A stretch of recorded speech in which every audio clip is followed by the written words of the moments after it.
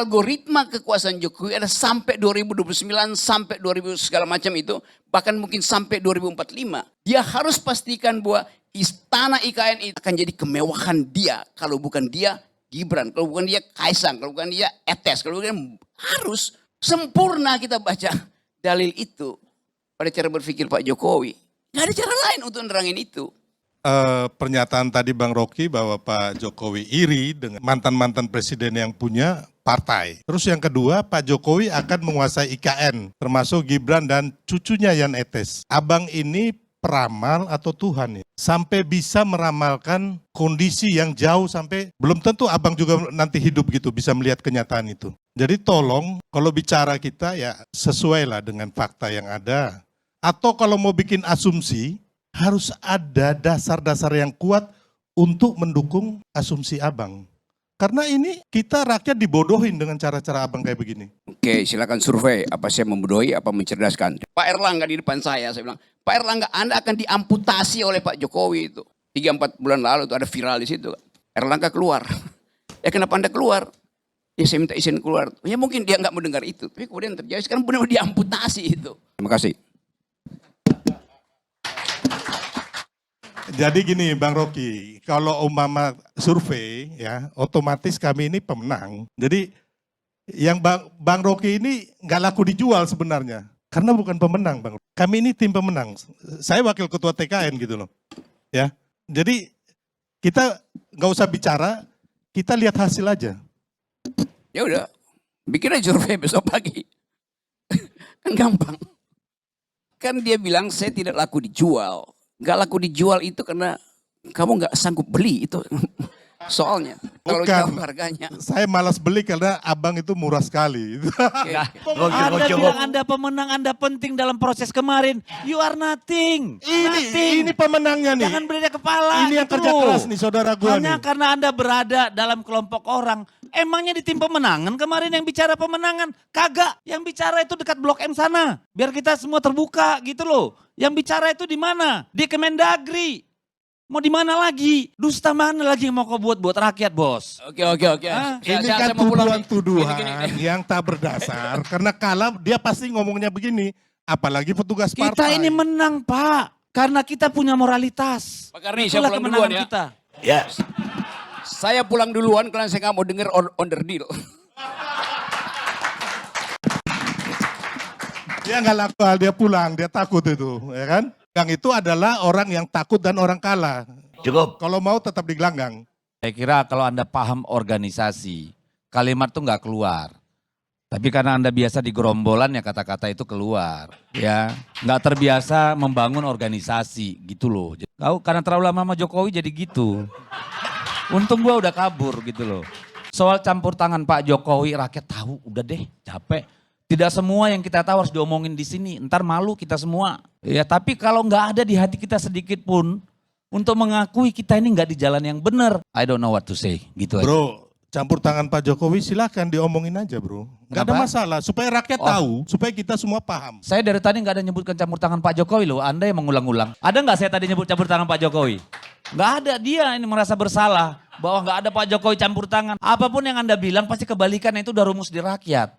Hari ini ya, kalau Pak Jokowi bilang tidak ada campur tangan ya artinya campur tangan itu bahasa media sosial loh. Silakan dicek gampang, saya tinggal screenshot banyak banget tuh. Ya, jadi ginilah, kita sudah tahu dulu ketua-ketua partai ini sebelum pemilu itu sudah pernah dipanggil, sudah pernah dibicarakan di publik segala macam. Tapi kan kita nggak mungkin bicarakan semua yang behind the door, all this dirty politics di tempat-tempat seperti ini. Tapi jangan dipancing-pancing juga kita gitu loh.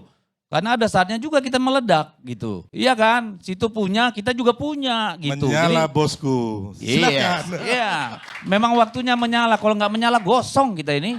Ngeri Pak. Tiap hari di depan rumahmu bisa itu datang polisi atau KPK atau apalah, jaksa gitu loh. Sekarang aja masih senang bos, ganti nanti pemimpin belum tentu kayak gitu. Jadi hati-hatilah. Ya dengan peradaban kayak gini nih bahaya Pak Sylvester. Ya mungkin karena kita masih, saya kalau nggak dilindungi hak kekebalan imunitas DPR juga saya nggak berani bicara, ngumpet aja di rumah nih. Ya, tapi kekuasaan ada batasnya, kekuasaan ada ujungnya. Di atas langit masih ada langit. Dan kekuasaan tanpa moral dan etika, nunggu waktunya datang karma gitu aja.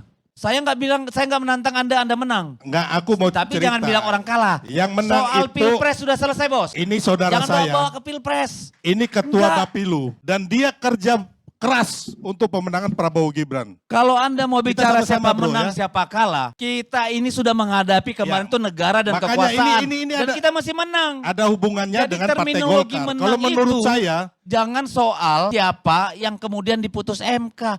Bullshit, omong kosong. kalau nih bro, menurut saya yang pantas jadi ketua umum Golkar beliau ini. Dibanding Bahlil mah kecil dibanding beliau. Iya. Saya tahu Enggak, track recordnya. ini yang persoalan pernyataan tadi saya, ya. kan, Anda kan bicara menang kalah. Yang tanding kemarin bukan lu, bos, lu nothing dalam proses kemarin. Oh nggak bisa. Nothing Weh, lu. saya Enggak, bos. bagian tim Aduh, strategis bro. Kau bos. jangan ngomong.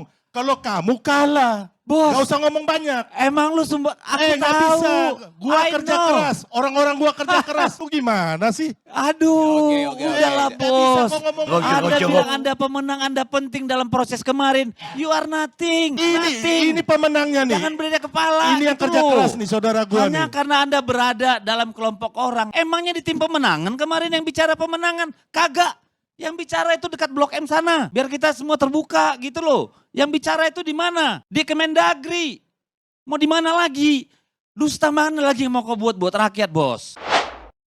Assalamualaikum warahmatullahi wabarakatuh. Jumpa lagi dengan saya di Camp TV Channel. Barusan kita saksikan ya perdebatan yang sangat seru sekali hingga Bung Rocky Gerung meninggalkan arena debat karena malas melayani orang yang terlalu penjilat sama penguasa ya. Yaitu Bung Sylvester Matutina. Beliau seorang pendukung Jokowi ya, koalisi merah putih katanya. Ya sebuah ormas bukan partai dan itu sangat ketara sekali ya kalau dia memang sangat menjilat sekali dengan penguasa. Dan di sini Bung Sylvester benar-benar dibombardir sama Bung Rocky Gerung hingga ditinggalkan pergi karena omongannya nggak mutu sekali. Dan juga di sini dilayani langsung oleh Bung Deddy Sitorus dari PDI Perjuangan ya. Dan perdebatan itu memang sangat tidak imbang sekali. Yang satu mengutarakan substansi permasalahan di negeri ini, tapi yang satunya hanya mengunggulkan bagaimana dia memenangkan Prabowo Gibran dan bla bla bla lah. Jadi nggak nyambung sekali. Padahal yang dibahas di situ kenapa Erlangga Hartarto mundur dari Ketua Umum Partai Golkar. Dan ini kelihatan sangat tidak berimbang lah. Bagaimana orang yang memang intelektual dan orang yang memang hanya menjilat kekuasaan. Ini dalam tanda petik ya, mohon maaf saja, memang nyatanya begitu. Jadi ya orang yang terpelajar dan ya mungkin semuanya terpelajar, tapi kan tidak menguasai topik atau bagaimana, yang hanya sekedar hore-hore saja. Tapi di sini jelas-jelas orang yang memang berpengalaman luas. Jadi omongannya itu beda sekali. Dan di sini ketahuan sekali nih jubir istana benar-benar babak belur lah. Diundang Bang Karni alias ternyata hanya jadi mainan atau bulan-bulanan Bung Rocky Gerung dan Bung Deddy Sitorus ya. Ya begitulah, karena seorang yang penting ABS, asal bapak senang ya, hasilnya begitu. Padahal kekuasaan Pak Jokowi kan tinggal 2 bulan lagi, harusnya jangan seperti itu. Takutnya nanti penguasanya berbeda, berbalik arah. Beliau yang dikejar-kejar sama aparat lah, sama ini, sama KPK tadi yang seperti Bung Deddy Sitorus katakan ya, itu juga harusnya menjadi catatan tersendiri buat para pendukungnya Pak Jokowi. Sebab apabila kekuasaan sudah berpindah, semua mata, semua masyarakat, semua publik ya berpindah juga pandangannya. Tidak lagi memandang ke Pak Jokowi ya yang sudah purna tugas, ya memandangnya ke Pak Prabowo dan jajarannya. Jadi ya hati-hati saja. Ya, makanya mendukung atau mengeluh-elukan seseorang ya biasa-biasa sajalah, sewajar-wajarnya. Jangan terlalu menjilat banget. Nanti pada akhirnya akan menyesal juga. Oke, mungkin cukup sekian dulu reaction video dari saya. Perdebatan yang cukup menarik. Bagi Anda yang menonton video ini silakan komentar di kolom komentar ya. Dan jangan lupa yang belum like, silakan like. Dan ya subscribe ya supaya dapat bonus tontonan video terbaru dari Ken TV Channel.